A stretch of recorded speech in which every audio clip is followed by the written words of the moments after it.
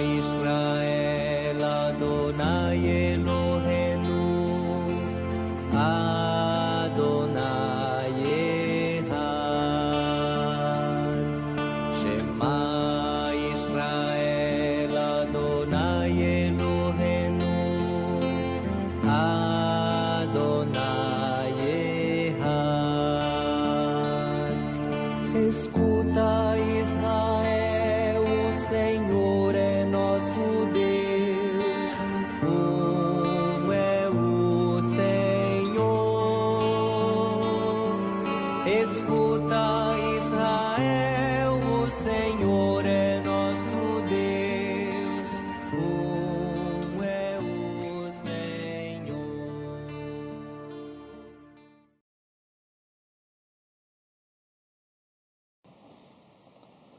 Então vamos lá, pessoal. Vamos a mais um capítulo do livro do Êxodo. Nós estamos hoje no capítulo 35, né? Capítulo 35 do livro do Êxodo. Eu quero orar, depois ler alguns versículos para a gente fazer a introdução, tá bom? Oremos. Pai Santo, obrigado por esse tempo, na tua casa, na tua presença. Teu Espírito nos dirija em toda a verdade, que possamos crescer um pouco mais a partir desse tempo que estamos aqui na Tua presença, diante da Tua palavra. Nós pedimos a iluminação do Teu Santo Espírito e tenhamos um tempo precioso aqui. Em nome de Jesus, amém e amém. Vamos lá, vamos fazer a leitura de alguns versículos para a gente fazer a introdução. Na minha Bíblia tem um tema aqui, o sábado e as ofertas para o tabernáculo, tá certo? O sábado e as ofertas para o tabernáculo. Se eu fosse dar um título aqui, para a gente poder entender o significado desse capítulo, eu daria um título assim: como fazer aquilo que Deus quer que eu faça. Seria esse título, né? Como fazer aquilo que Deus quer que eu faça. Comentei sobre o Jorge está até aí, né, Jorge? Eu estava comentando com o pessoal que você estuda os capítulos em casa, né? Ele sabe até quando, se o capítulo for duplicado, às vezes você posta, ele avisa, ó, duplicou, vai estar estudando. Né? Legal. Então, vamos repetir o tema aqui. Como fazer aquilo que Deus quer que eu faça, né? Esse capítulo 35, ele vai ser dado aqui como lembrança de algo que é necessário lembrar. Vocês vão perceber que todo o conteúdo desse capítulo ele já foi dito nos capítulos anteriores. É como se fosse uma repetição, e é uma repetição, né, do que já foi dito. É um condensado de todas as informações que foram vistas anteriormente. É como se Moisés juntasse todas as informações mais relevantes e tratasse nesse capítulo 35. Então, algumas coisas vocês vão ouvir de novo aqui. Mas por que essa repetição? Então, essa técnica de repetição, ela é comum nas composições judaicas.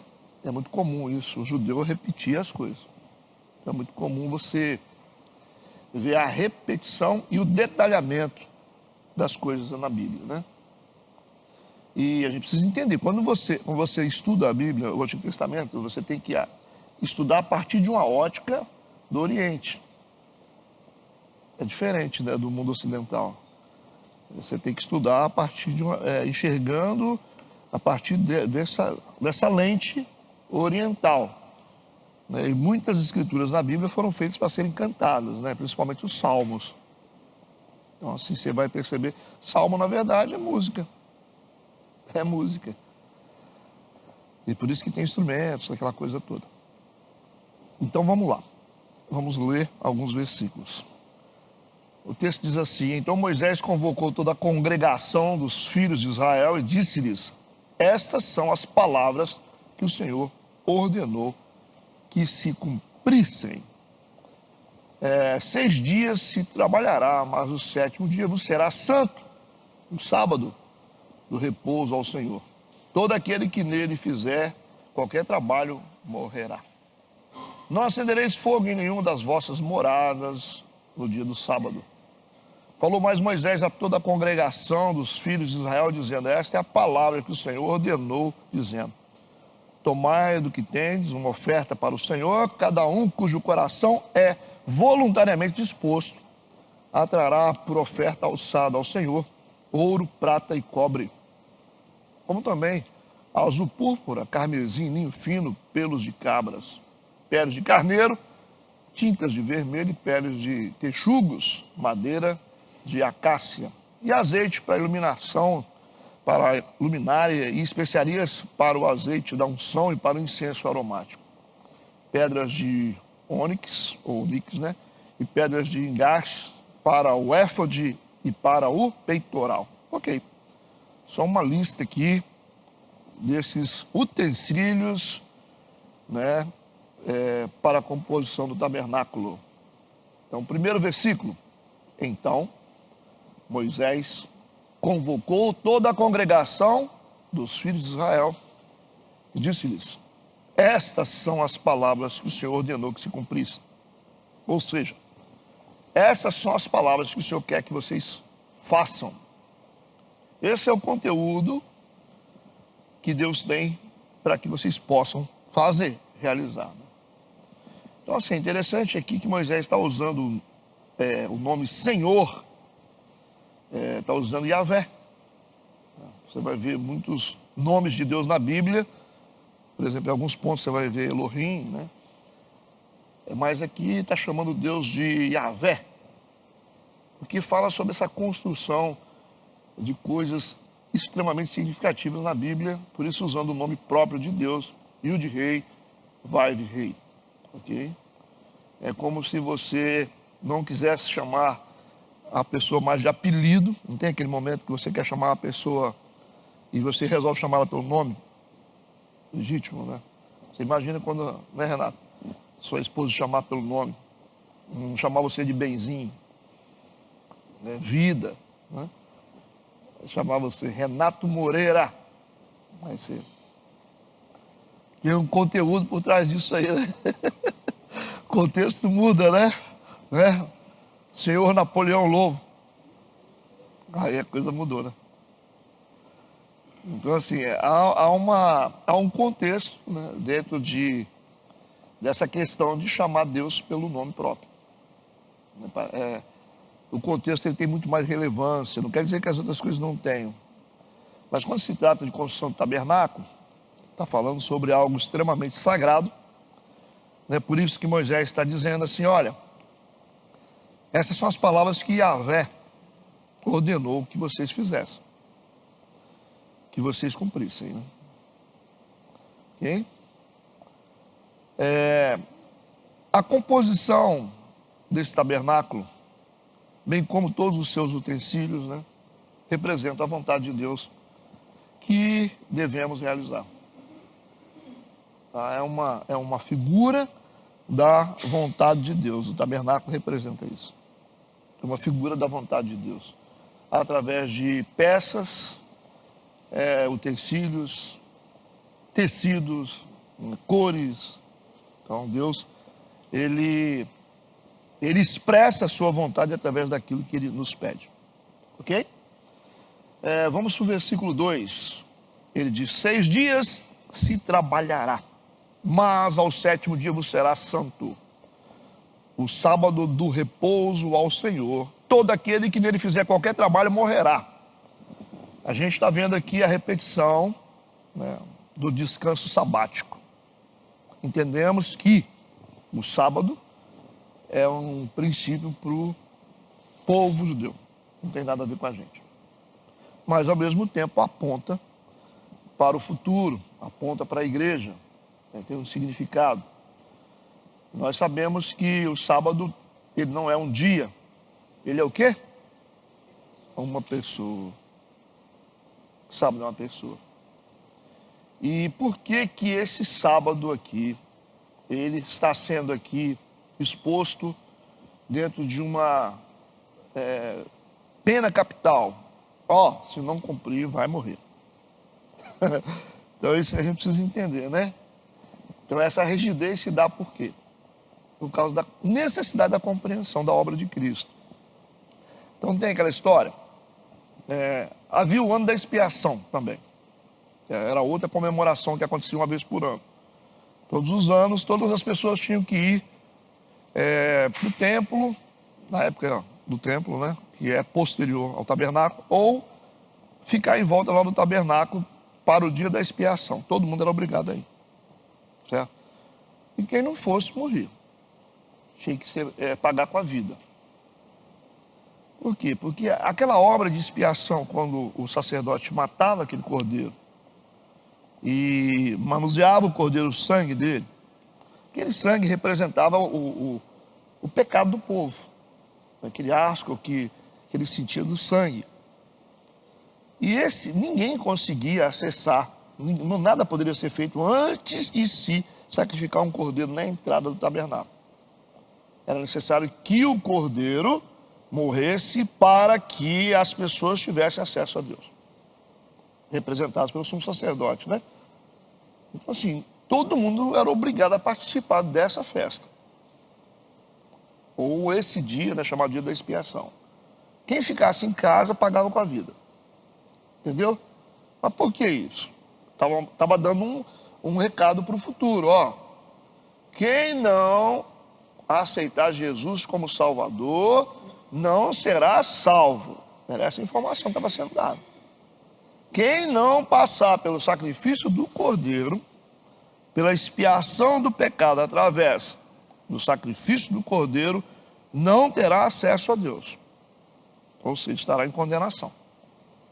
Por isso que todo mundo tinha que participar, certo? Ou seja, ninguém teria vida se não fosse através do cordeiro. Por isso que era tão forte, era tão rígida essas leis, né? Da mesma forma, o sábado apontava e aponta para Cristo. Então ninguém poderia deixar de cumprir, certo, esse descanso sabático. Porque se não cumprisse, também pagaria com a vida. É isso que está escrito aqui, versículo 2: 6 dias trabalhará, mas ao 7º dia vos será santo, o sábado do repouso ao Senhor. Todo aquele que nele fizer qualquer trabalho morrerá. Entendeu? O peso dessa lei aqui é tão forte. Por que é pesado? Porque está apontando para Cristo. Tá? Então, por isso a gente tinha que compreender. Essa construção do Antigo Testamento era para levar o povo à compreensão sobre a obra de Cristo. Então, tudo que você vê na Bíblia que está proibindo, tem pena de morte, essas coisas assim, tem um reflexo para nós também. Ok? Aí está aí, não é para guardar o sábado, né? Para os judeus era um dia. E eles guardavam esse dia. Como eles comemoravam as festas também sagradas. Mas para nós, né, a gente sabe que o sábado é uma pessoa. Para eles também deveria ser uma sombra para levar uma pessoa. Mas que na verdade a salvação veio para os judeus, né? Na verdade, Cristo veio para os judeus. Ele veio para os que eram os seus, mas os seus não receberam. Assim, a igreja nem existia, né?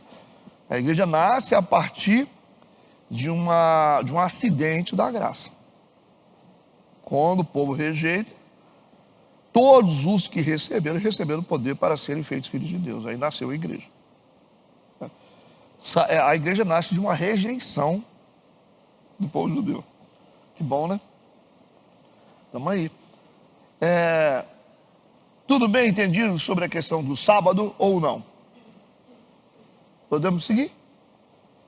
Versículo 3: não acendereis fogo em nenhuma das vossas moradas no dia do sábado. A primeira coisa que a gente começa a imaginar é que não pode fazer comida, né? Vai acender fogão, vai acender fogo, né? Não tinha fogão naquela época, né? Se cozia os alimentos com fogo, né? Como hoje. Mas o texto está dizendo que nesse dia, nesse sábado, ninguém podia acender fogo nas suas moradas no dia do sábado. Certo? Mas o que significa isso? Aí a gente vai entender, não está falando sobre alimentos. Porque o sábado, o descanso sabático, não era obrigatório fazer jejum.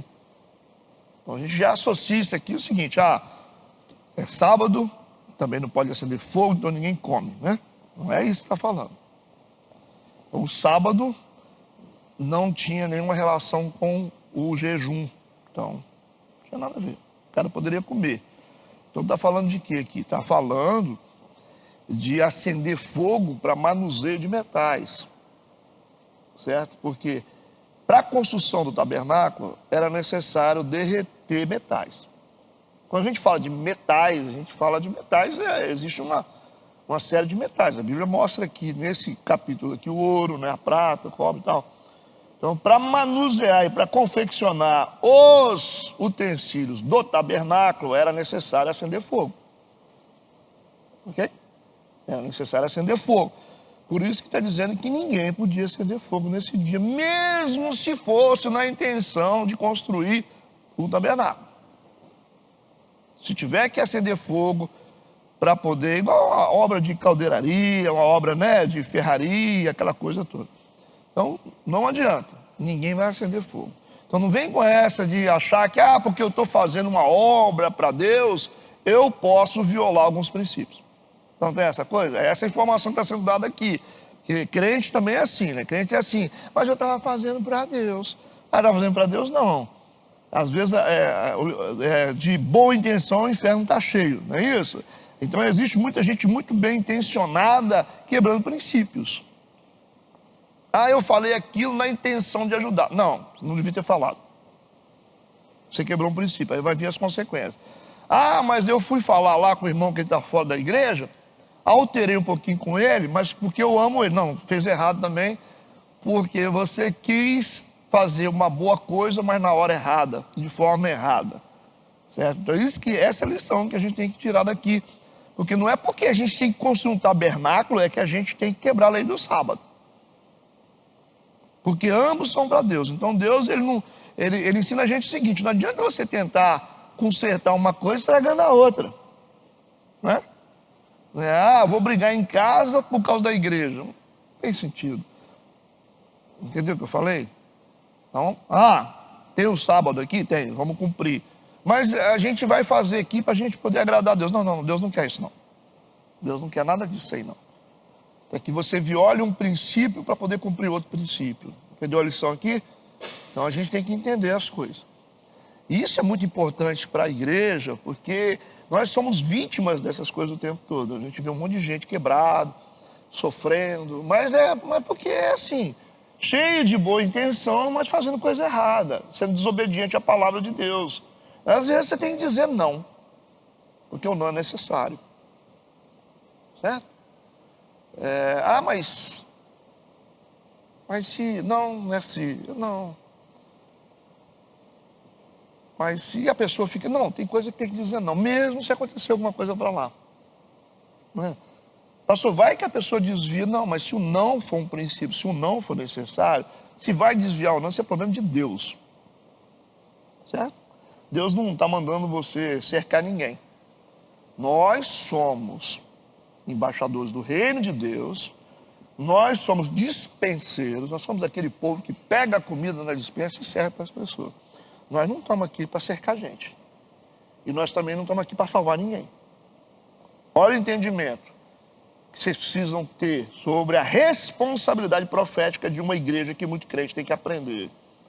Nós não temos obrigação de salvar ninguém, nós não temos a obrigação de consolar ninguém nesse sentido de quebrar princípios para a pessoa ficar bem. A missão da igreja é expressar a verdade. Ok? Quem convence é quem? A gente esquece disso, né? Então quem convence é o Espírito Santo. Eu sempre digo para vocês: vocês querem ver um resultado? Vai para a jurisdição de Deus. Vai para a verdade. Fica na verdade. Aí deixa Deus trabalhar na verdade. E dentro da verdade, se está fazendo a coisa certa, Ele vai te honrar. Porque as pessoas pensam, né? Porque eu quero fazer assim. Não, você não foi chamado para... mas eu tenho que salvar. Não, você não salva. Mas não salva mesmo, hein? Só Deus salva. Eu tenho que convencer. Não, só o Espírito convence. Pode usar o que você quiser. Se não for pelo Espírito, não convence. Concorda com o que eu estou falando? Pastor, mas a gente tem que crescer. Não, a gente também não faz crescer. Quem faz crescer é Deus. Um planta, um rega e Deus dá o crescimento. Você percebe como que a igreja fica atrás dessas coisas? A gente não tem, a gente tem que ter, nós temos que ser saudáveis. Nós temos que trabalhar o tempo todo para sermos saudáveis. Crescimento é consequência de tudo que é saudável. A igreja metodista está crescendo não é porque ela tem uma grande estratégia. É engraçado isso, né? Tem gente que não gosta de estratégia, vamos copiar isso. Não existe estratégia no reino de Deus, existe no mundo, nas organizações. Agora o crescimento se dá pelas mãos de Deus, não é isso? Então o crescimento ele não está no mundo dos homens, está no mundo de Deus. Deus dá o crescimento, não é assim? Tudo que você está vendo ao seu redor aí, todo ser vivo está em crescimento, ou não? Está em crescimento? Mas por que está em crescimento? Porque é a ordem natural das coisas. Por favor, olha como gera uma maturidade boa assim na cabeça da igreja, isso não gera? Então a gente tem que focar em outros valores. Nós temos que focar em outros valores. Senão fica nesse afã de crescer e a gente vai passando por cima de um monte de coisa. Não, nós temos que crescer. Nós temos que crescer. Aí um arranca um da igreja do outro, o outro fala, né? Por favor. Quem dá crescimento é Deus. Quem salva é Deus. Quando os discípulos foram convocados por Deus, receberam o Espírito Santo em Pentecostes, antes Jesus falou com eles assim: ficar em Jerusalém até que vocês sejam revestidos do poder, porque vocês não vão conseguir fazer nada sem o Espírito Santo. Aí o Pedro já estava doido para ir, né? Doido querendo pregar. Aí Jesus disse o seguinte: se vocês forem com o coração que vocês têm, vocês vão matar todo mundo. E olha que esse negócio de matar era a especialidade do Pedro, né? Ele falou: fica em Jerusalém. Estava todo mundo afoito para pregar, vamos ganhar, vamos ganhar. Porque ele disse: recebereis poder. Quando? Nós temos poder? Nós temos poder quando vier sobre nós o Espírito Santo. Recebereis poder quando vier sobre vós o Espírito Santo. E aí vocês serão minhas testemunhas. Qual é o papel da igreja? Testemunhar. Não é isso?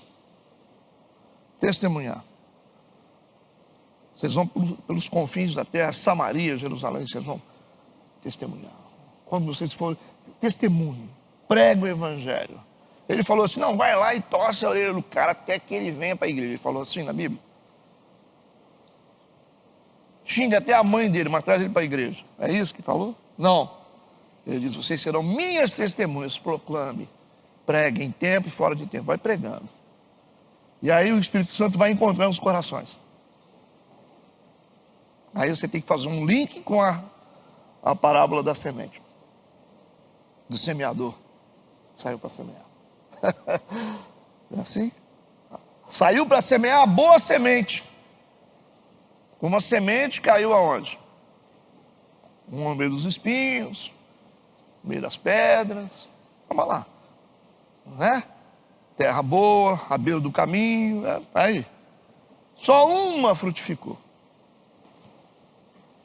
Então vocês estão achando, porque vocês têm uma boa oratória, uma boa pregação, uma boa palavra, um bom argumento, vocês estão achando que vocês vão convencer alguém?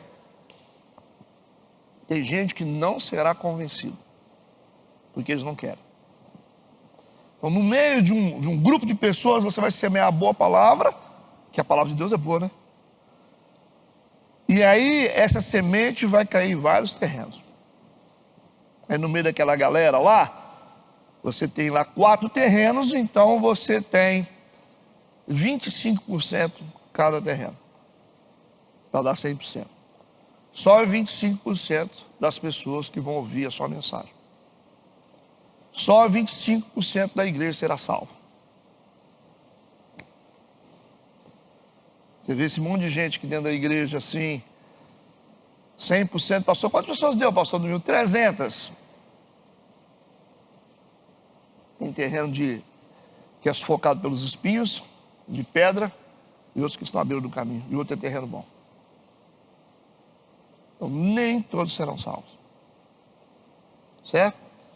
Então, se você for medir aí a quantidade de pessoas em qualquer grupo na cidade, quantos por cento de pessoas serão salvas de Colatina? 25%. Quantas pessoas serão salvas dentro da igreja metodista? 25%. Quantas pessoas serão salvas no mundo? 25%. Essa é a palavra. Você tem dúvida? Jesus não falou? Muitos chegarão diante de mim e dirão: eu fui igreja.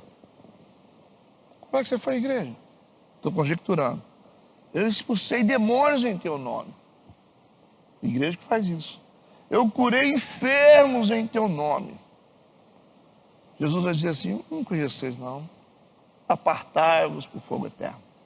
Não é assim? Gente de igreja. Quem é que expulsa o demônio? Quem é que cura enfermo? Igreja.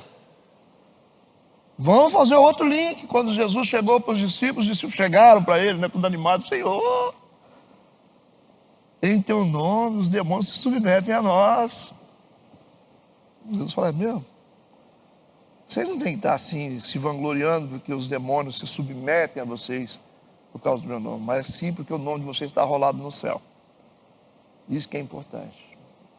Não é expulsar demônio e curar enfermo que qualifica a gente para a salvação. O que qualifica a gente para a salvação se chama santificação, a qual sem ela ninguém verá o Senhor. Fechou? Aí, sabe o que está acontecendo com nós como igreja? Nós estamos tudo enganados. Está todo mundo assim, muito enganado. Achando que não, que nós somos. Você está achando? Vai achando. Pastor, mas o senhor está sendo pessimista. Estou sendo realista e fazendo uma constatação bíblica de que muitos serão chamados, mas poucos serão escolhidos. E os perdidos serão como areia no mar. E eu peço a Deus que vocês que estão aqui sejam pelo menos, né, parte desses 25% serão salvos. A maioria das pessoas que são usadas por Deus não serão salvas. Já falei isso uma vez, estou falando de novo. Pastor, isso deu um susto, né, na gente? Não sou eu que estou falando, não é a Bíblia que fala. Jesus falou. Muitos, numa totalidade, são quase todos. E aí a gente entra realmente nesse percentual, né, de 75%. Mas fecha redondo, né? Quando chegar no céu a turma lá: quem são esses? Os anjos vão perguntar, os anciões vão perguntar: ah, eles são aquela turma que lavaram as suas vestes no sangue do Cordeiro. Eles são eles. Então, assim, fica a dica aí, tá? Você que acha que você é religioso, que você frequenta uma igreja, porque você tem uma carteirinha, tem um registro no rol, você está achando que é muito fácil as coisas. Então fica aí. Sigamos. Não acendereis fogo em nenhuma das vossas moradas no dia do sábado. Versículo 3 está aí. Versículo 4 e 5. Falou mais Moisés a toda a congregação dos filhos de Israel. Ele continua falando, dizendo: esta é a palavra que Yahvé, o Senhor, ordenou, dizendo: tomai do que tendes. Interessante que Deus ordenou, né? Olha essa palavra. Ele está dizendo: o Senhor ordenou, dizendo, é uma ordem? É uma ordem. Mas o versículo 5 fala: cumpre quem quiser. Não está assim? Vamos lá. Esta é a palavra que o Senhor ordenou, dizendo: tomai do que tendes. Será que a gente tem alguma coisa? Tem. Não existe ninguém que é desprovido de recursos. Todo mundo tem. Uma oferta para o Senhor, cada um cujo coração é voluntariamente disposto a trará por oferta alçada ao Senhor ouro, prata e cobre. Oferta alçada é uma oferta específica para um propósito, tá bom? Quando você estabelece um propósito e você diz assim: é para isso aí que a gente vai ofertar. Isso é a oferta alçada. Por isso que na construção do tabernáculo existia uma oferta específica para outro tabernáculo. Quando você tem ofertas contínuas, normais, é uma coisa. A alçada é específica. Ah, vamos construir um templo. Quem vai ajudar? Isso é oferta alçada. Ele está dizendo aqui, ouro, prata e cobre. Aquilo que deveria ser feito para o Senhor deveria ser fruto de um coração voluntário. Até hoje é assim. Tudo que nós vamos fazer para o Senhor tem que ser fruto de um coração voluntário. Mesmo considerando que Deus nos ordena. Ele diz, guarda os meus mandamentos. Assim. Escolha o caminho certo. Honre pai e mãe. Assim.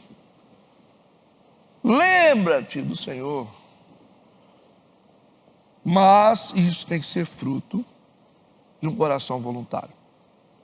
Pois Deus não quer nada que seja forçado. Então assim, se você acha que você está entregando alguma coisa para Deus porque você tem medo, não serve para nada. Se você acha que você está fazendo alguma coisa para Deus porque você está sendo pressionado pelo pastor, não dá para o pastor ficar pressionando. Ficar criando mecanismo dentro da igreja para dizer, ó, você sabe, né? Se você não fizer, você já sabe para onde você vai, né? Dá para o pastor ficar fazendo isso? Ó, vocês não vão ofertar não, né? O diabo vai pegar vocês pela perna de noite. Assim? Aí cria, né, aquele jogo psicológico baixo, rasteiro, dentro da igreja, para arrancar dinheiro do pessoal. Tipo lá, aquele cara lá que deu aquele exemplo da pessoa endemoniada, né, que aí não conseguia pegar no dízimo. Cara, isso é de uma baixaria que eu vou te falar, viu? Que baixaria, né? Uma pessoa endemoniada, vai lá, pega o dinheiro do dizimista Renato. Aí o cara endemoniado, não posso pegar esse dinheiro porque ele é dizimista. Que, rapaz, é brincadeira. Isso é uma coisa. O diabo é sagaz mesmo, né? Pessoal, rapaz, fica o pastor jogando ping-pong com o diabo. É isso aí que está acontecendo. Está todos os dois endiabrados, o cara e o pastor. Porque isso é jogo sujo do diabo. O diabo é astuto, gente. O diabo é simbolismo. O simbolismo do diabo na Bíblia é dragão. O que é dragão? Dragão é uma figura mitológica. Isso não existe dragão. Nunca existiu dragão. É só uma figura. Por que dragão? O que o dragão tem? Ele tem pata de leão, cauda de serpente e asa de águia. Essa é a tipologia do dragão. Né? Por quê? A pata é a força do diabo. As asas é a velocidade de ação. E a cauda é a sagacidade. Astutas ciladas do diabo. A malandragem, né? O diabo é aquele, né? Bom dia. Aí o cara acha que está expulsando o demônio. Está expulsando o demônio o quê, rapaz? Você está endemoniado, usando um jogo manipulador para convencer as pessoas. Aí o cara vai lá. Quem é você? Eu sou o diabo.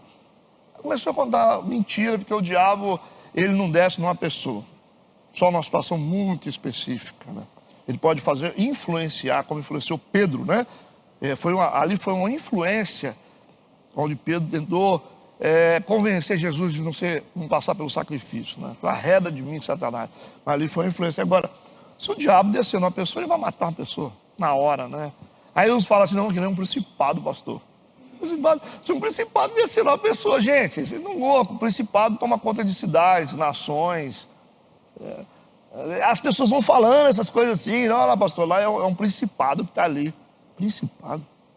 Principado é uma hierarquia de demônios que tem príncipes no meio, né? Lá no livro de Daniel está lá, o príncipe da Pérsia, né? O príncipe da Grécia. São príncipes, são poderes superiores, potestades superiores específicos para tipos de domínio. Por exemplo, uma cidade, para dominar uma cidade tem que ser um principado, não pode ser um demôniozinho, orelha seca. Demônio que entra nas pessoas é demôniozinho sem vergonha. Pastor, mas aí o senhor está falando um negócio que aquele cara, o Gadareno é a representação de um espírito territorial. Que Jesus tentou atravessar para o outro lado, né? Você vê lá quando uma tempestade tenta derrubar, afundar o barco, ali você tem o vento representando a parte espiritual e você tem a água representando a parte material. Aquilo foi um ataque maligno, tanto que ele repreendeu, né? repreendeu a palavra usada. Quando ele chega do outro lado, ninguém passava naquele lugar, porque o gadareno, ele não deixava, porque era um espírito territorial legalizado por causa da corrupção do local. O comércio local era o comércio de porcos. Então eles gostavam muito mais do comércio do que de pessoas. Eles preferiam ter um cara endemoniado do que ter seus porcos mortos. Então, quando Jesus atravessa para ele, tenta libertar a cidade de espíritos territoriais. Por isso que ele fala, é uma legião que está aqui. Que era a legião de demônios que dominava o território. Ninguém fazia nada lá, porque eles tinham apegados à materialidade. Essa era a base, né, que sustentava os demônios. Aí Jesus faz o quê? Os demônios caem tudo, entram tudo nos porcos. Aí joga o materialismo deles tudo dentro do precipício, perde tudo. Esse cara desesperado bota Jesus para fora, tipo assim, tá esse gadareno de volta para cá. Eles estavam dizendo, a gente prefere mais ter um cara endemoniado, a cidade dominada por demônio, e ter os nossos porcos ali, que é o bem comercial deles, do que perder os nossos porcos. Mas quando se trata de possessão de uma pessoa, isso é demônio comum, da mais baixa hierarquia. Agora, quando é principado e potestade, aí a conversa é outra. Então não fica falando essas coisas não, que é até feio, né? Aí você pega uma pessoa que entende das coisas, vai ficar rindo na sua cara. São poderes superiores. Tá certo? Tem que ter entendimento dessas coisas, senão vai apanhar, né? Então tudo que nós fazemos para o Senhor deve ser fruto de um coração voluntário. Deus não quer nada forçado, nem adoração forçada, nem oferta, nem culto para Ele forçado. Então você vai ver resultados naquilo que você faz para Deus quando você deixar de vir na igreja pela força, mas vir porque você realmente quer. Se você quiser realmente falar assim, puxa, eu quero estar ali, eu sinto que... Aí que a sua vida vai começar a florescer. Mas enquanto sua mãe está te empurrando, enquanto você vem, porque senão o pessoal vai falar, eu estou no hall da igreja, se eu não for, o pastor vai ficar lá assim, jogando direto, né? Mas aí você não vai receber nada desse reino espiritual. Porque isso é fruto de um coração voluntário. Ok? Versículo 6, como também são os materiais que estão sendo usados aqui na confecção do tabernáculo, só repetindo, né? Como também azul, púrpura, carmesim, linho fino, pelos de cabra. Está falando de tecidos que seriam usados no tabernáculo. Lembrando que essas cores que estão sendo especificadas aqui são tipologias do caráter de Cristo, sendo o azul fala sobre um Jesus celestial, fala da sua divindade. A púrpura, que é o roxo, mistura de azul com vermelho, fala de um Jesus real, porque essa é uma cor da realeza, que é a mistura de azul com vermelho. Você junta lá a parte celestial de Cristo, mais a parte humana, você tem um Jesus que é rei. O carmesim, que é o vermelho, né, representa o Jesus humano, fala do seu sacrifício, da humanidade dele. O linho fino, que é o branco aqui, fala da santidade de Cristo. Tá vendo? As cores apresentadas no Antigo Testamento para a construção do tabernáculo são cores que representam o caráter de Cristo. Ele é celestial, ele é real, ele é humano e ele é santo. Tudo bem? Versículo 7. E peles de carneiros, tintas de vermelho, e peles de texugos, madeira de acácia. Peles de carneiro, tinta de vermelho. Você não tem como ter uma pele de carneiro sem matar o carneiro. Não é isso? Por isso que está escrito que é a pele de carneiro pintada de vermelho. Vermelho sangue. Então, para você ter esse elemento aqui, que é a pele do carneiro manchado de vermelho, você tem que matar o animal. Então fala do sacrifício de Cristo, que tem a sua pele manchada de sangue vermelho.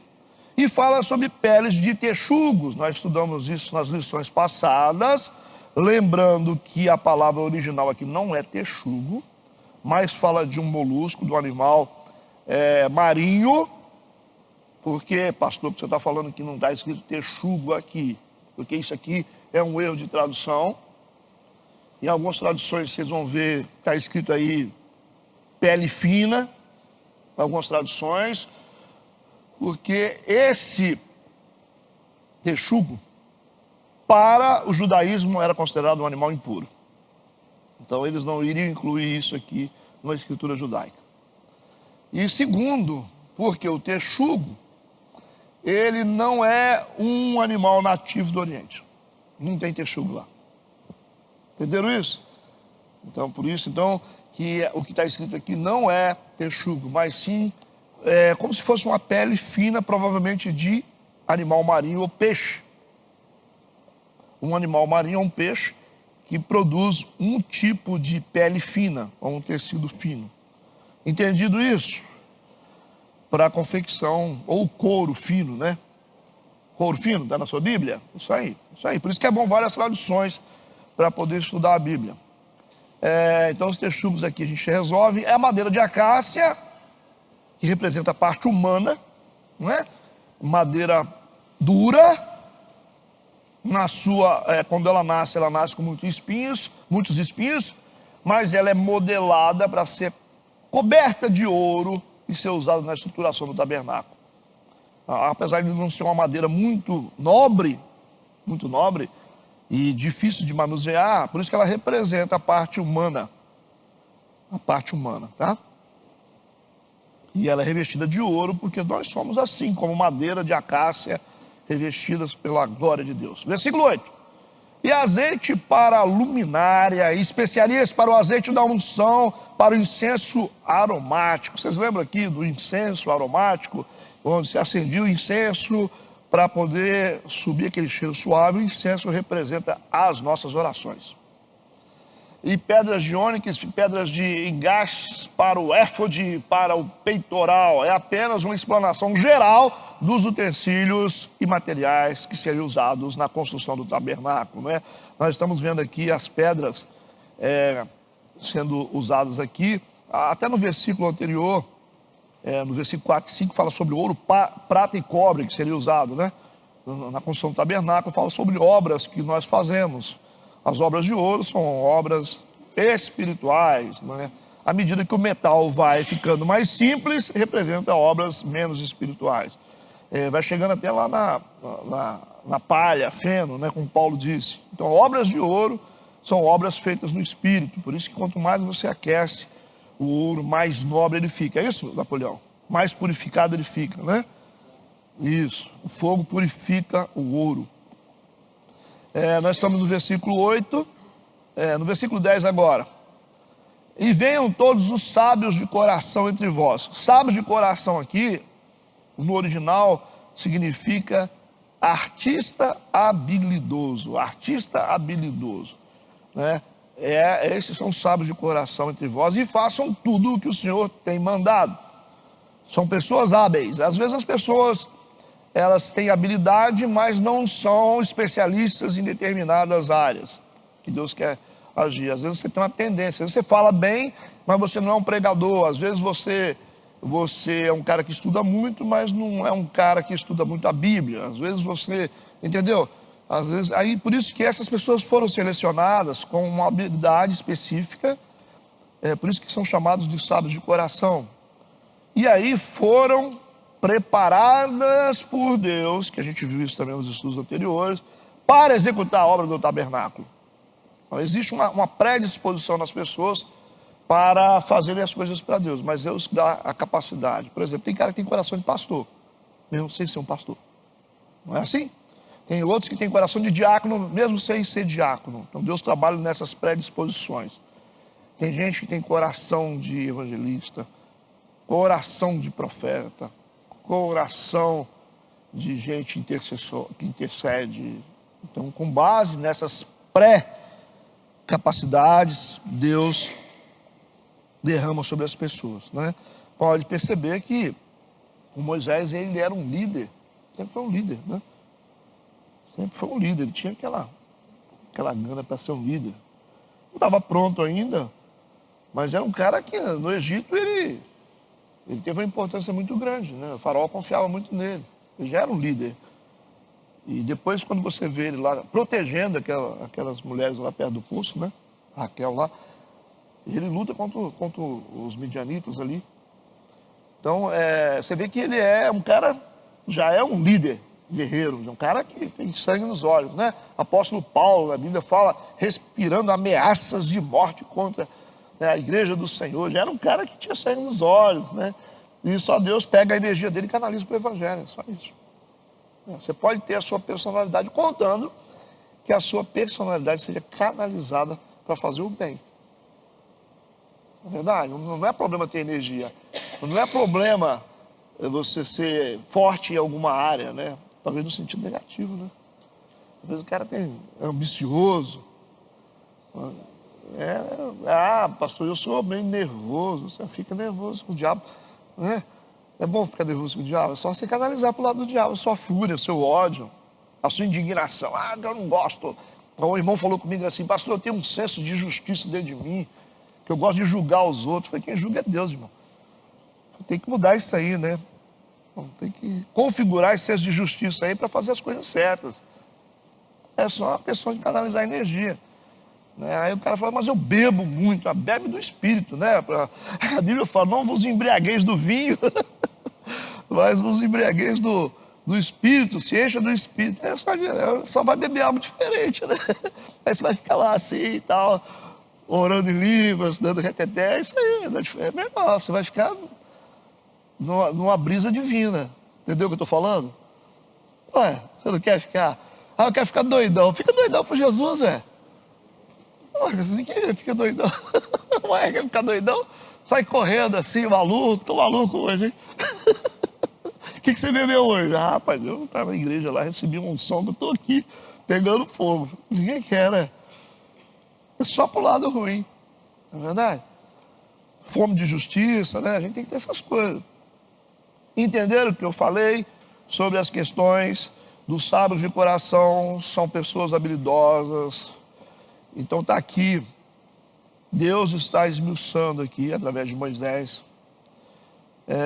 Era necessário ter uma sabedoria específica, o contexto aqui é especialistas, para fazer as coisas de Deus. Por mais que você seja uma pessoa boa, você nunca estará ainda sozinho pronto para fazer as coisas de Deus. Você vai precisar de uma unção para isso, certo? Por exemplo, você vai cuidar de homens, você precisa de uma unção, senão você não cuida. Você vai cuidar de jovens, você precisa de uma unção, senão você não cuida. Ninguém consegue fazer nada para Deus sem uma unção específica. Por isso que os discípulos tiveram que ser revestidos pelo Espírito Santo.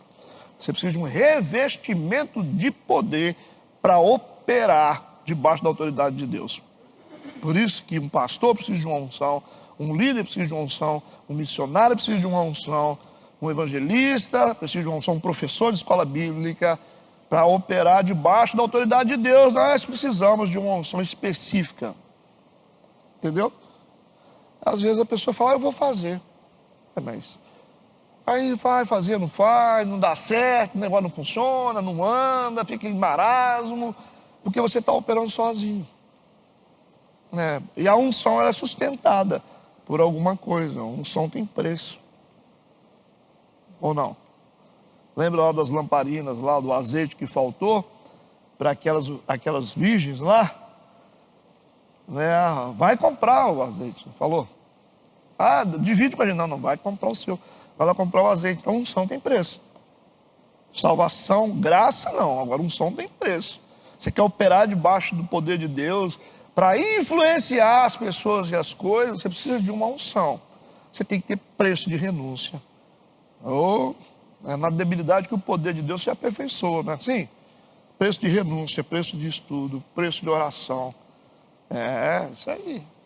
Mas eu não quero, não quer. Então, você nunca fará nada relevante se você não pagar o preço da unção para aquilo que você faz. Você vai cantar, você vai tocar.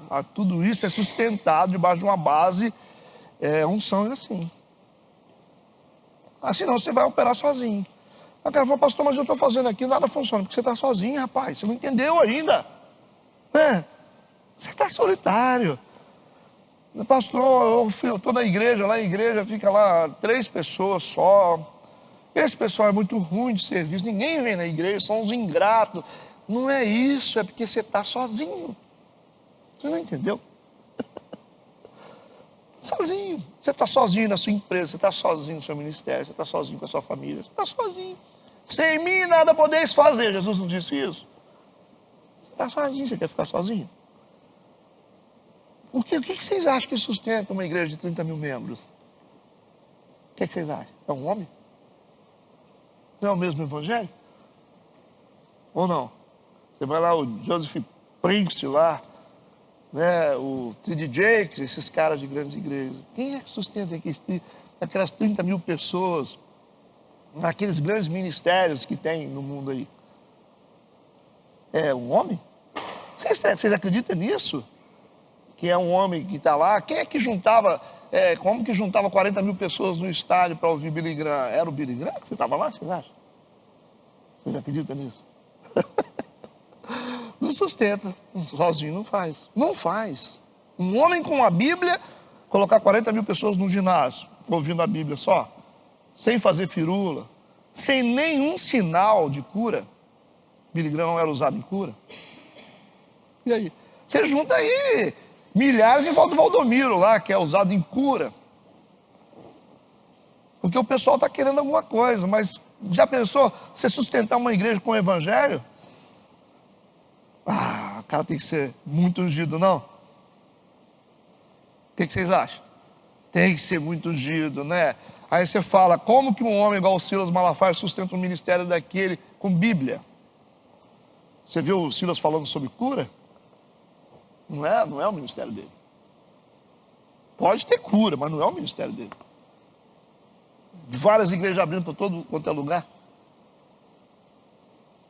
E o cara tem uma unção tão forte que ele se dá o luxo de ser arrogante. É incrível isso, né? Se dá o luxo de ser arrogante. E quanto tempo que esse cara tá aí? Ele está lá, está pregando, Bíblia. O cara fala quem quiser, né? Pode falar quem quiser dos filhos, mas que o cara é bom de Bíblia, é bom, hein? Tem poucos homens no Brasil que tem Bíblia igual o Silas Malafaia. Quem é? O pessoal da Universal tem fé, isso aí. Agora, Bíblia eles não tem, não. Eles podem ter fé. Isso aí, Bíblia eles não tem, não. Então, assim, tem uns caras que tem que respeitar, né? Mas como? Mas como? É Deus, né? É Deus. E se a gente entender que é Deus, a gente chega. Se a gente achar que é a gente... Então... Versículo de número 11 a 19.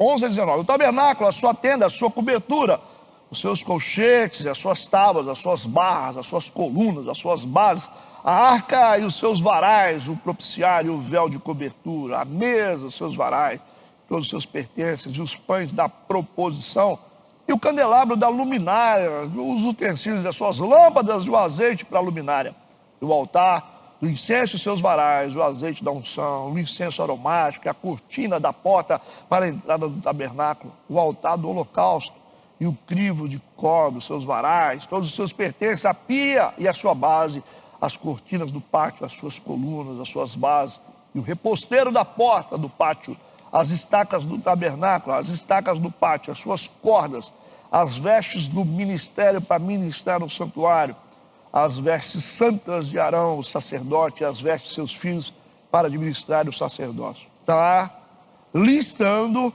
novamente aquilo que já foi falado nos capítulos anteriores, né? Porque o judaísmo tem essa questão de levar de forma documental as questões. Não é igual a gente que escreve no mundo ocidental, não, é um documento isso aqui. Por isso, as repetições, a responsabilidade do detalhamento. Igual você vai fazer uma ata lá, não sei o quê, né?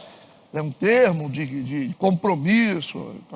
Então, eles entendem isso aqui, coisas que a gente precisa aprender, né? Então, uma lista de materiais e utensílios que serão claras figuras de Cristo. Falou sobre várias coisas.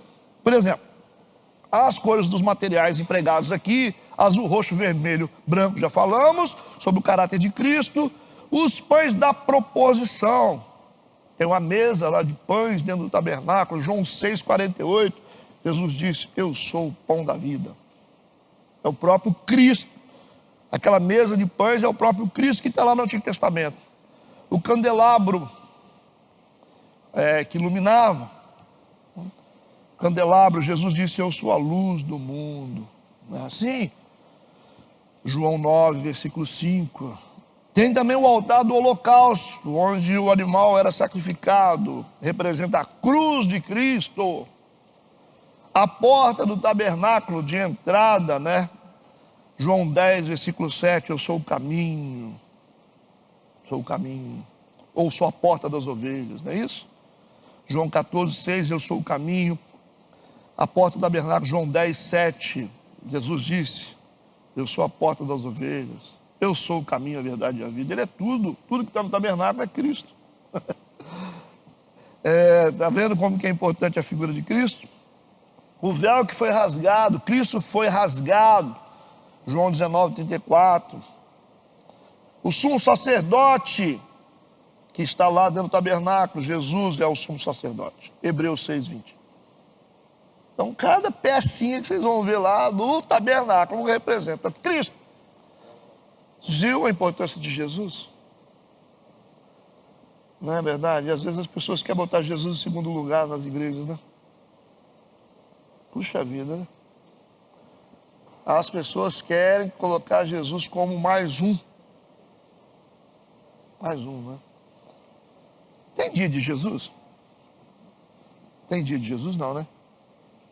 Não tem. Mas tem dia de Maria, não tem? Tem dia de Maria, agora vai ter agora, quarta-feira, não é? Tem dia de Jesus, né? Ó, hoje é dia de Jesus. Aí eles querem jogar pedra na gente, que a gente comemora o Natal ainda. Isso aí que me arrebenta. A gente quer comemorar o Natal. É a única data que a gente pode comemorar o nascimento do nosso Salvador. Tem gente que quer ficar falando na nossa orelha ainda. Tá de brincadeira, né? Puxa vida, né? Ah, pastor, mas aí tem o pessoal que pensa dentro da visão comercial. O problema de quem pensa dentro da visão comercial. Nós não pensamos dentro da visão comercial. Nós pensamos que Cristo nasceu. Ok? É o nosso Salvador.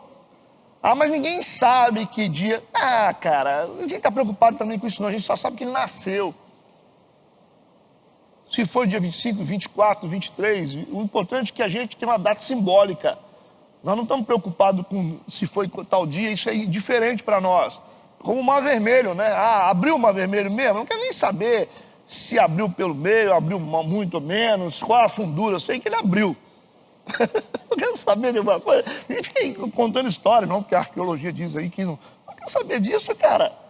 Pastor, mas as muralhas de Jericó, passava até uma carruagem em cima, como pode? Eu não quero saber, eu só sei que caiu, irmão. Tá lá os destroços dela até hoje. Eu sei que caiu. Eu tenho que acreditar no que a Bíblia fala. Ah, será que o Davi matou o Golias? Não tem nenhum fóssil, nada, nada dos animais daquela época que prova a existência daquele povo, não tem nenhum osso. Cara, eu não quero nem saber, eu só sei que ele matou o Golias, é fé. Eu tenho certeza que ele matou o Golias. Por que você tem certeza? Está escrito. Eu tenho que acreditar nisso. Pastor, mas aí eu quero saber disso, isso é coisa de ateu, rapaz, esse negócio de ficar procurando prova, coisa que é objeto de fé. Deus é objeto de fé, gente, não é objeto de experimento, não, pelo amor de Deus. Se fosse assim, hein? De onde Deus nasceu? Rapaz, quando o cara fala isso, você pode sair de perto dele. É a pior pessoa do mundo. Quem criou Deus, hein? Já pensou se o Criador vai falar quem criou? Ah, meu Deus do céu, você tá doido? Daqui a pouco o cara está inventando um foguete para tentar chegar onde Deus está. É isso que faz Deus, Deus.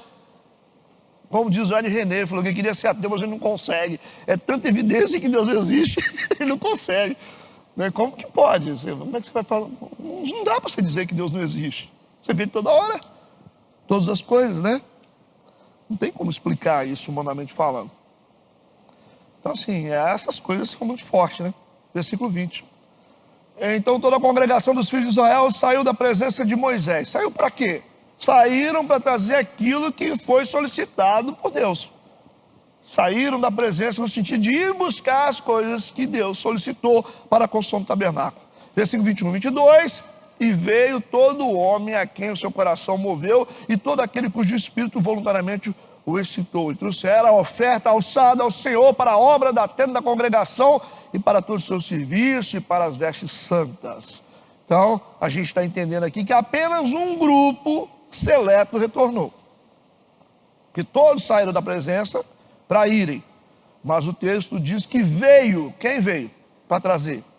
Todo homem a quem o seu coração moveu. Deus pediu. Deus determinou. Que era uma ordem. Mas nem todos vieram e trouxeram. Porque o texto está dizendo, veio todo homem aqui, o seu coração moveu. Vocês estão achando, e é a palavra de Deus aqui, hein? Não é a palavra do pastor Edmar, não. O Moisésão está falando aqui, hein? Se o Moisés falou e nem todos vieram, imagina eu, né? Veio todo homem aqui, o seu coração moveu, porque Deus, a intenção de Deus é mover o coração, mas tem gente que tem um coração de pedra. E todo aquele cujo espírito voluntariamente, você pode ter o melhor pregador, você pode ter a melhor palavra, mas nem todos vão responder. E trouxeram a oferta alçada ao Senhor. Assim, versículo 22, vieram homens e mulheres, e todos o quê? Dispostos de coração, trouxeram fivelas, pendentes, anéis, braceletes, todos os objetos de ouro, e todo homem fazia oferta de ouro ao Senhor. Interessante que eles, num tempo, eles usaram esses valores para construir bezerro de ouro. Agora eles estão usando os valores para construir algo para Deus. É assim que a gente tem que decidir a nossa vida. Nós temos os nossos valores, não temos? Mas a gente decide se a gente vai construir algo para Deus ou se a gente vai construir algo contra Deus. É assim, pastor, eu penso assim, são seus valores. Mas se seus valores vai construir algo contra Deus, você está fazendo bezerro de ouro. É melhor fazer algo para Deus. Como é que a gente sabe que os nossos valores estão alinhados? Quando a gente faz algo para Deus. Não faz algo contra Deus. Pastor, mas eu falo, mas está contra Deus, né, irmão? Está contra Deus. Mas eu acho que você acha, mas está contra Deus. Está contra Deus. Então seus valores estão ruins ainda, estão invertidos ainda, certo? Precisa mudar os seus valores, seu sistema de crenças e valores aí, para você parar de fazer algo contra Deus. Para de fazer bezerro, cara. Faça um tabernáculo. É o mesmo ouro. O mesmo ouro que poderia ser construído num bezerro pode ser construído agora num tabernáculo. Você que sabe, né? Eles tinham muito ouro, hein?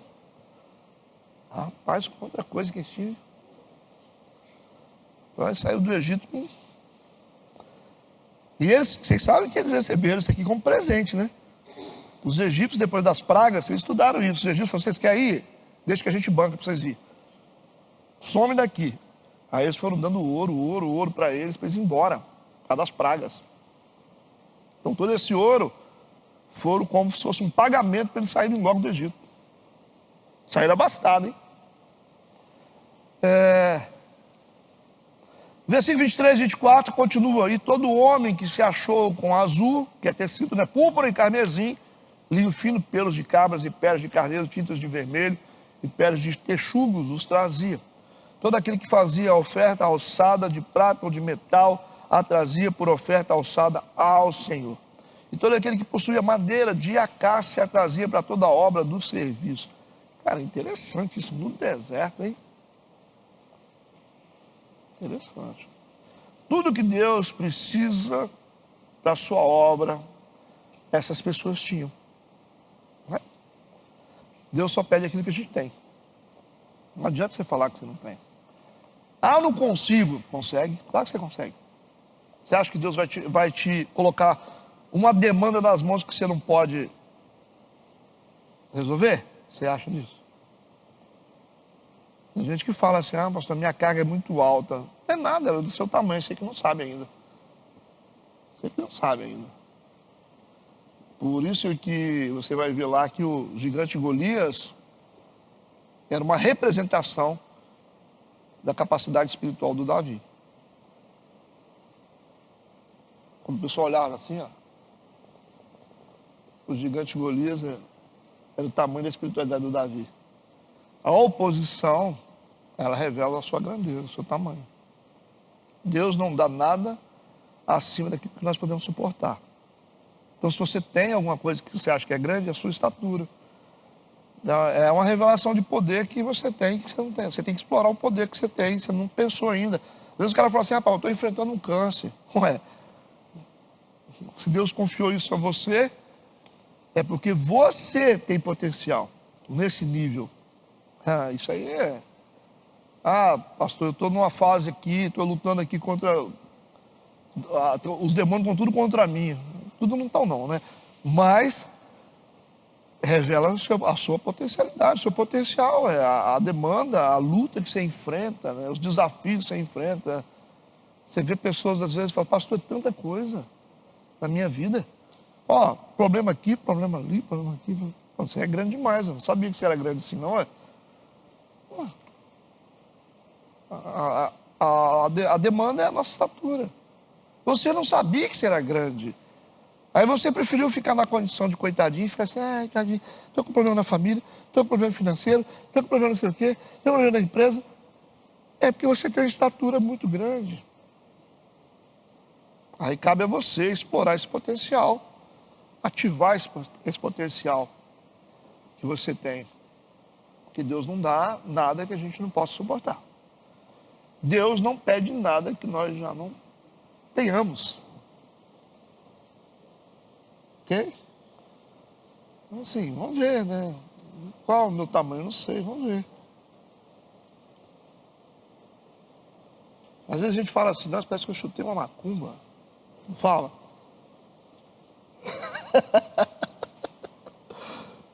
Pois é, eu acho que a gente tem que pensar sobre isso. O texto está dizendo que eles tinham isso. Eles tinham tudo que eles precisavam para construir um tabernáculo. Vocês acham que saiu de onde esse tabernáculo? Saiu deles. Saiu deles. Saiu deles. Saiu deles. Não foi catar em nenhum lugar não, saiu deles. Está aqui escrito isso. Até madeira os caras tinham. E essa turma que estava andando ali no deserto. Então, você quer construir algo para Deus? Só você querer. É só você querer. É só você querer. Você falar assim, eu vou fazer esse negócio aqui. É só você querer. Se vocês forem inteligentes, vocês vão perceber a conexão disso aqui com o culto da noite, tá? E não foi proposital. O tema é faça acontecer. Não é assim?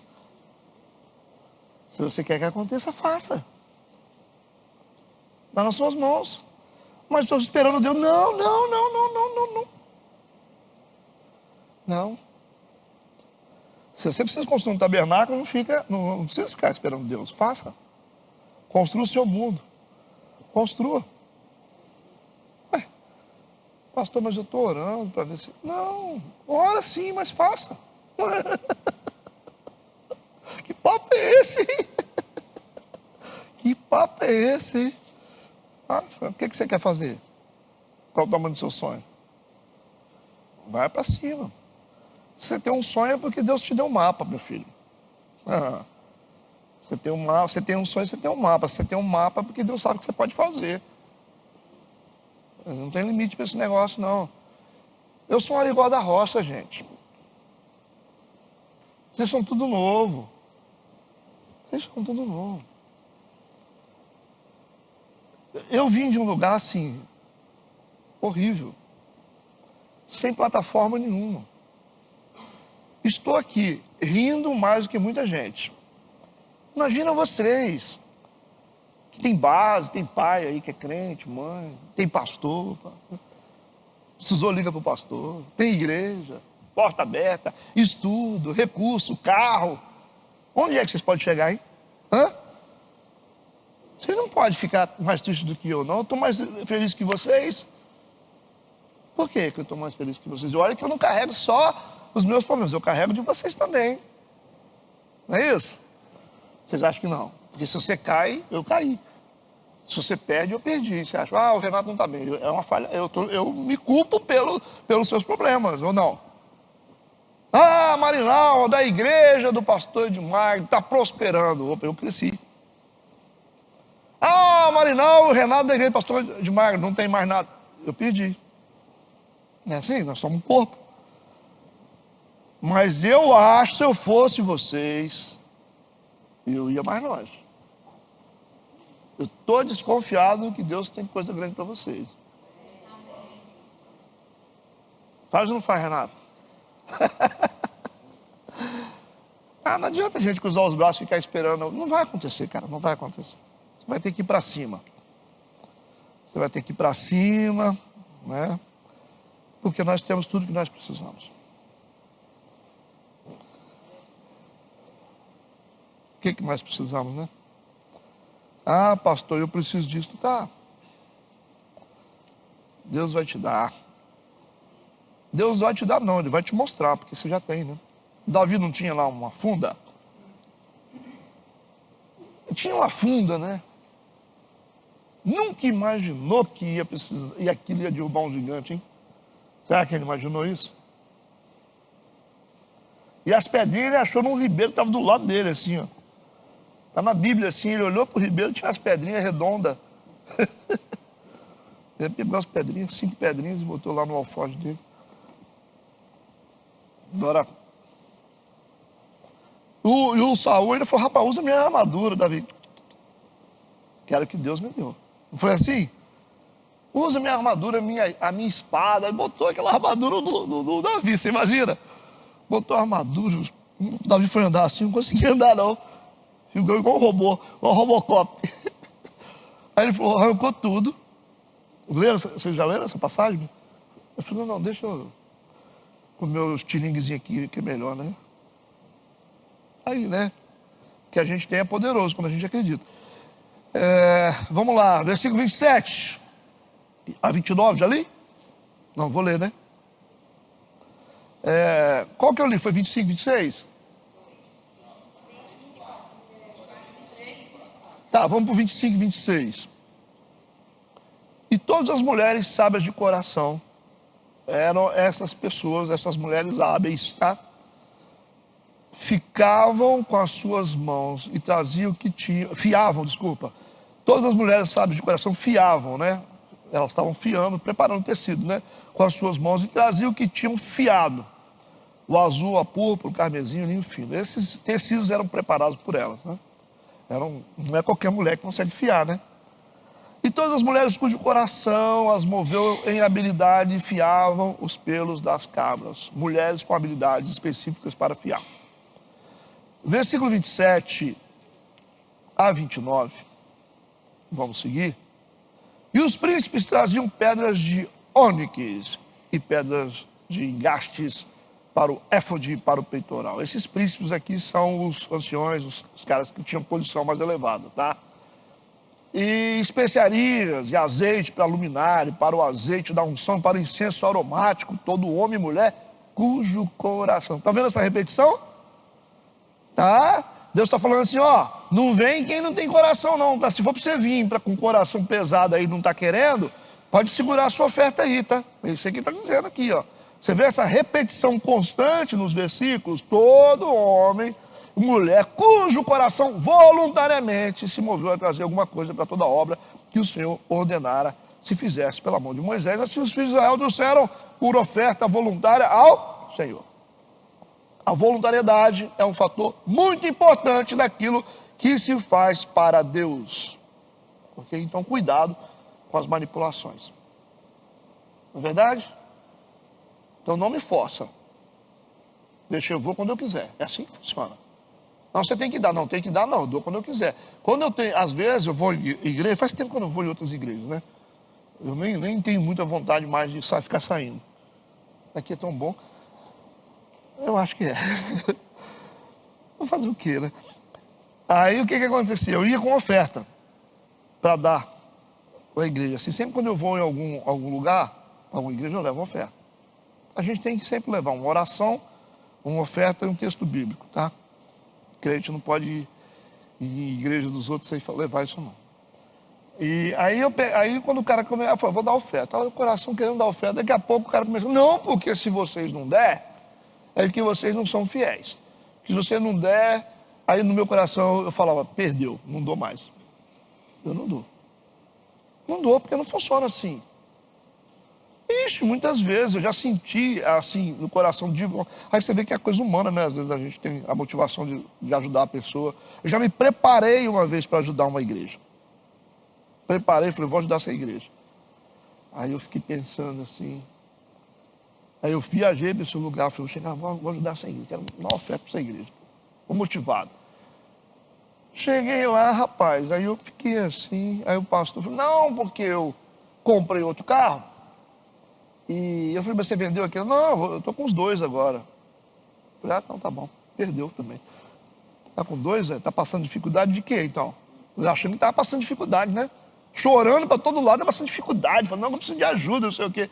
Chegou lá, o cara comprou dois carros na porta. Falei, vai, gente, vende um, né, irmão? Vou comprar uma bicicleta. Eu, hein? Quer graça? Falei, perdeu também. Começou a falar demais, perdeu. Não vai receber minha oferta, não. Fica aqui no meu bolsinho, vou fazer um lanche com ele. Eu, hein? Mas porque eu preciso que a minha oferta seja uma semente. Se ela for dinheiro, não serve para nada. É igual dízimo. Dízimo não pode ser dinheiro, tem que ser semente. Quando você entrega porque você acha que é, e começa a reclamar, e ó, é que eu falei uma vez falaram comigo assim, pastor, mas eu não estou entregando dízimo, por isso. Falei, irmão, deixa eu falar um negócio com você. Por que você não está entregando dízimo? Não estou entregando dízimo, porque o senhor não fala muito sobre isso. Então eu acho que o senhor não liga para isso. Falei, o fato de eu não falar significa, não é eu que ligo, isso é princípio espiritual, isso é base cristã, né, de fé. Tá. Porque você não fala, então é legal, né? E eu falei assim, bom, isso aí é a questão seguinte, mas eu não estou conseguindo dar o dízimo mais. Não está conseguindo. Aí tem o porquê que não está conseguindo.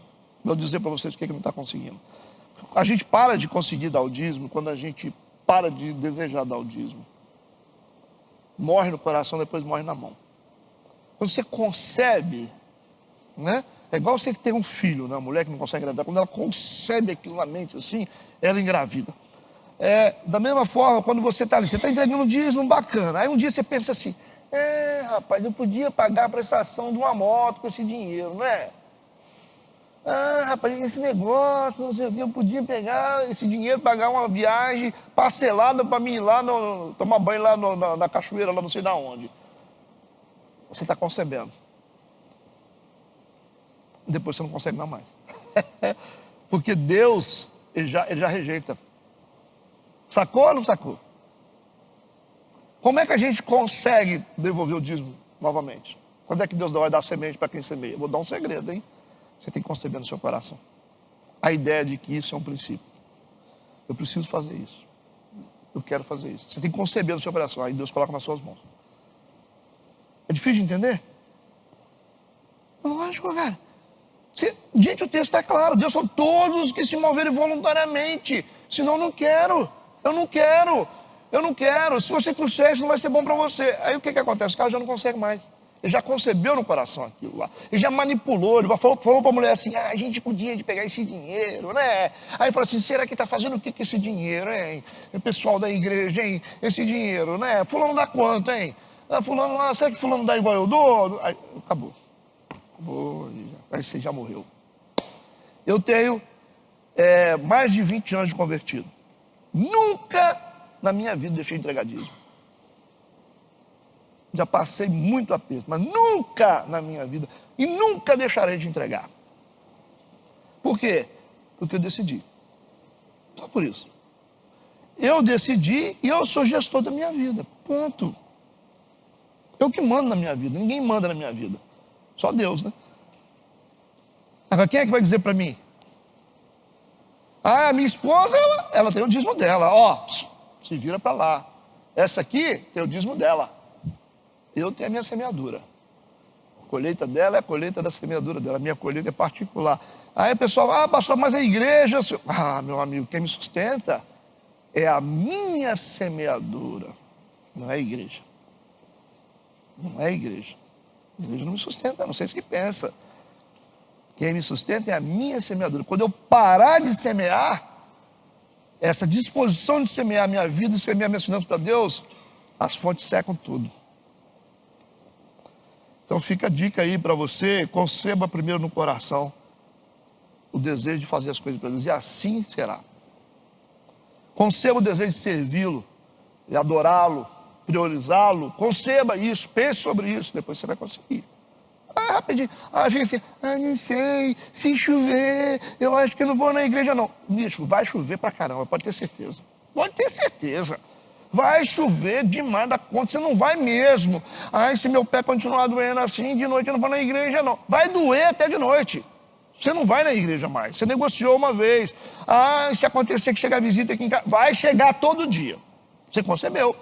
Vai chegar, você não vai conseguir mais. Você vai ver assim, não consigo mais participar do culto. Eu não consigo mais orar. Eu não consigo estudar mais. Fecha tudo, bicho. Fecha tudo. Por que não fecha para algumas pessoas? Não fecha. Para algumas pessoas não fecha nada, porque elas já decidiram, elas disseram assim, eu não negocio. Quem é dono da minha agenda sou eu. Claro que sou eu. Não negocio nada. Mas se não.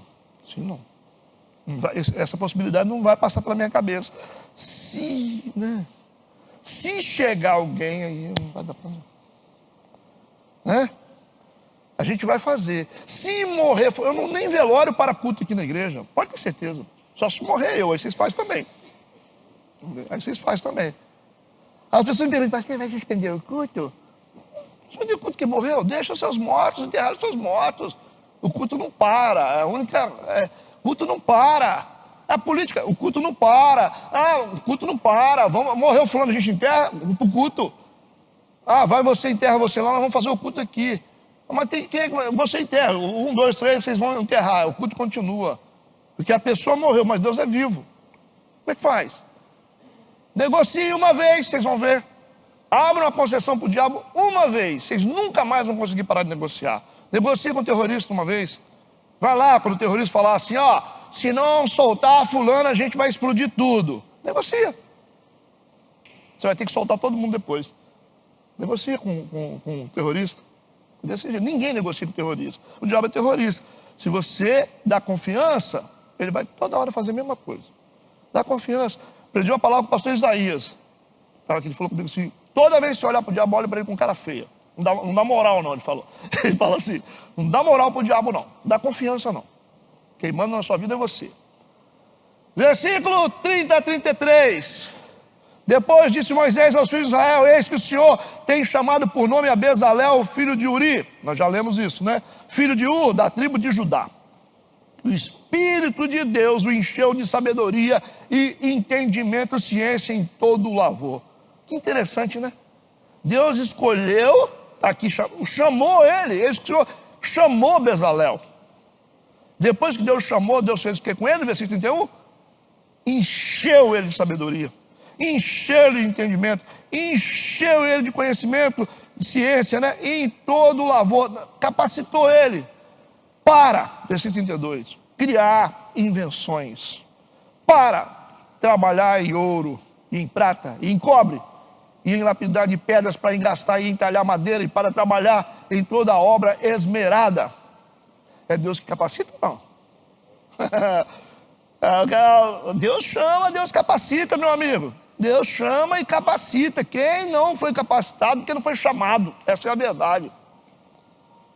Deus chama Bezalel e o capacita para fazer a obra. Ao mesmo tempo, nós vamos entender uma coisa importante aqui. De uma maneira misteriosa, gente. Todas as pessoas que possuem capacidade, elas possuem capacidade porque elas foram chamadas. Então, Deus não vai dar nada para alguém se não for com propósito. Deus não chama e capacita? Pastor, mas eu estou capacitado. É capacitado porque você tem um chamado anterior, amigo. O que você recebeu de Deus está ligado a um chamado. Tá certo? A gente recebe capacidade. Né? A gente recebe capacidade de todo tipo. Capacidade de influência. Capacidade de autoridade, capacidade espiritual, financeira. Essas coisas Deus dá para as pessoas. Nós já falamos sobre isso.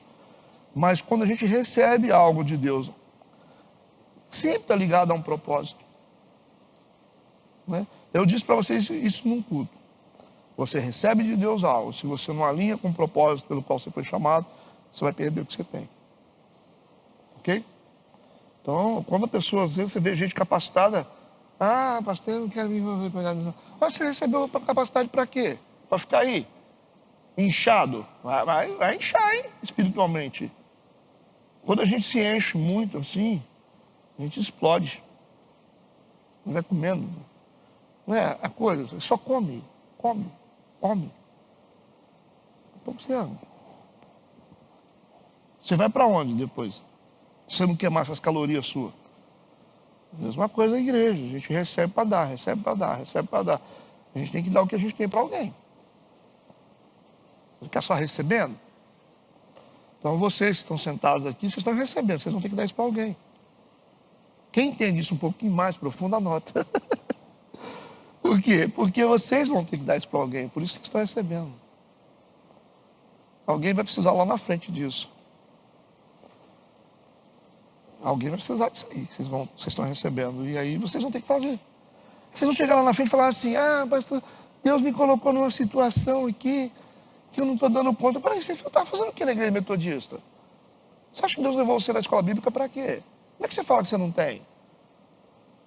Você tem quantos anos de igreja? Você está sentado? Quanto tempo você anda comigo, Renato? O Renato participa de tudo que eu faço.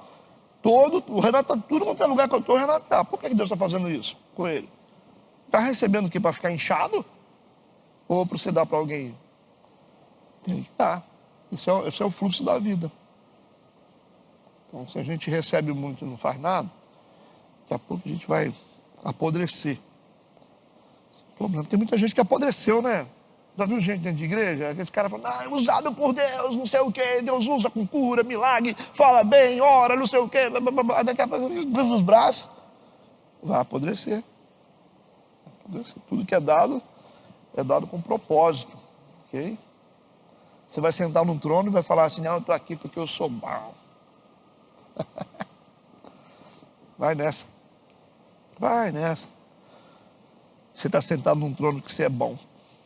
É porque você foi alvo de um milagre, você não entendeu ainda. Terminamos com o versículo 34, 35. Também ele dispôs o coração para ensinar a outros. Está vendo? O Bezalel recebeu, agora tem que ensinar para os outros. Dispôs o coração para ensinar a outros. Tem que dar ou não? A ele e a Oliabe, o filho de Aizamaque, da tribo de Dan. Só para vocês entenderem, a tribo de Dan é a tribo mais inferior que existia.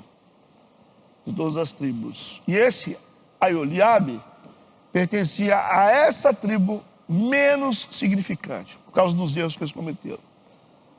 E aí Deus escolheu justamente esse cara para receber do Bezalel.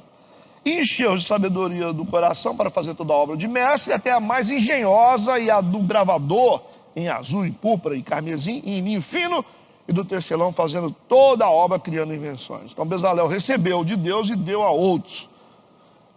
Esse Oliabe foi auxiliar de Bezalel, e ambos foram responsáveis por gerir vários profissionais na construção do tabernáculo.